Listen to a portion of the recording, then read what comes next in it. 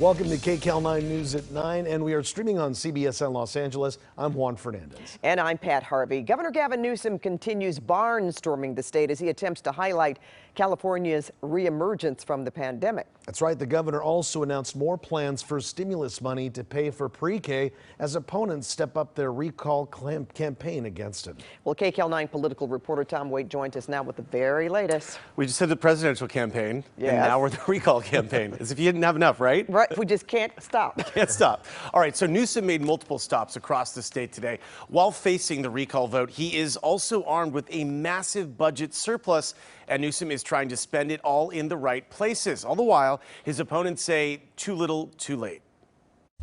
We are looking to transform. Governor Gavin Newsom announcing another new initiative, free school for pre-K. All 4-year-olds will get high quality instructional education. This was just one in a string of new programs and stimulus payments unveiled by the governor because of a $76 billion massive budget surplus brought on by taxes from California's highest earners. Friday, we will submit to the legislature a May revise.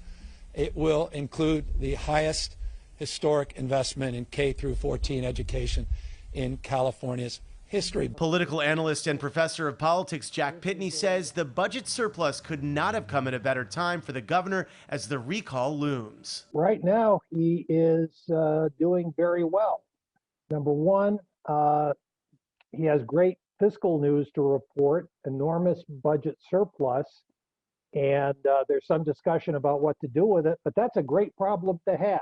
Newsom's recall opponents are also out campaigning. Today we are introducing the California Comeback Tax Cut Plan. Republican former mayor of San Diego, Kevin Faulconer, was in Downey today and said he has a plan to help California's working families. If you're an individual making $50,000 or less, or a family making $100,000 or less, you will pay no state income taxes. And Faulconer slammed Newsom and the Democrats for forcing Californians to move away. This state is taxing too many Californians out of our state.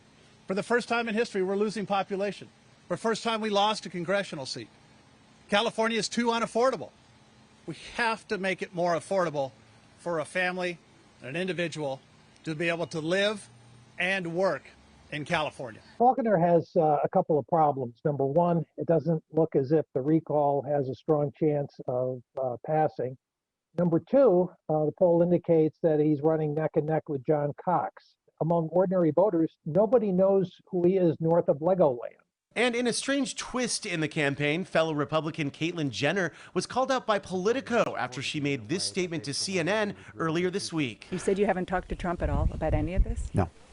Did you vote for him in 2020? No. Who'd you vote for? I didn't even vote. Politico reports they confirmed twice with the LA County Registrar that Jenner did vote, although it was not revealed who or what issues she voted for or against. A spokesperson for Jenner's campaign told Politico that Jenner did vote on some local issues, and that spokesperson said Jenner was only saying she didn't vote for any presidential candidate in the 2020 election.